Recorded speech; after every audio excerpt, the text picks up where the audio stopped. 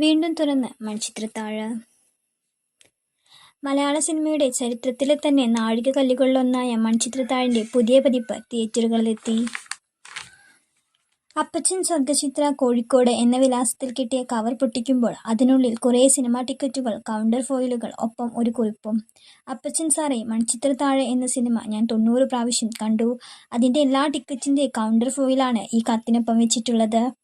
ഈ സിനിമ ഇനി എത്ര തവണ കണ്ടാലും എനിക്ക് മടുക്കില്ല. 31 വർഷം മുമ്പ് തനിക്ക് കിട്ടിയ കത്ത് അപ്പച്ചൻ എന്ന നിർമ്മാതാവ് ഇന്നും ഓർമ്മയിൽ സൂക്ഷിക്കുന്നുണ്ട്.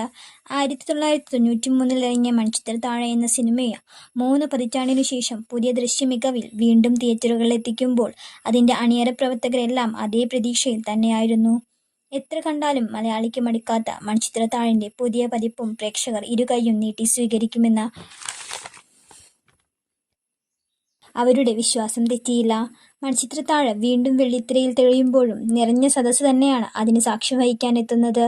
അതുകൊണ്ട് തന്നെ വരുവാനില്ലാരുമിന്നൊരു നാളും ഈ വഴി എന്ന സൂപ്പർ ഹിറ്റ് പാട്ട് പിറന്ന സിനിമ ഒരു നിയോഗം പോലെ ഇപ്പോൾ തിരുത്തി പറയുന്നു.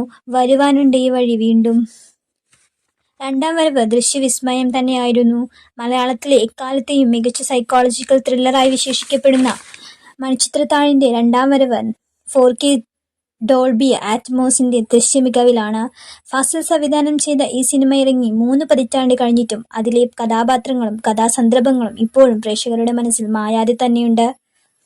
അതുകൊണ്ടുതന്നെ മാടമ്പിള്ളിയിലെ മനോരോഗിയായ ഗംഗയും, തെക്കിനിയിലെ ദുരാത്മാവ് നാഗവല്ലിയും, മനോരോഗ ചികിത്സാ വിദഗ്ധനായ ഡോക്ടർ സണ്ണിയും, ചെമ്പങ്കോട്ടെ ശ്രീദേവിയും, നകുലനും, കാട്ടുപറമ്പനും, ദാസപ്പൻകുട്ടിയുമൊക്കെ 4K ദൃശ്യമികവിൽ വീണ്ടും വെള്ളിത്തിരയിലെത്തുമ്പോൾ പ്രേക്ഷകർ ഒരു മുறை കൂടി തിയേറ്ററിലെത്തുന്നത്.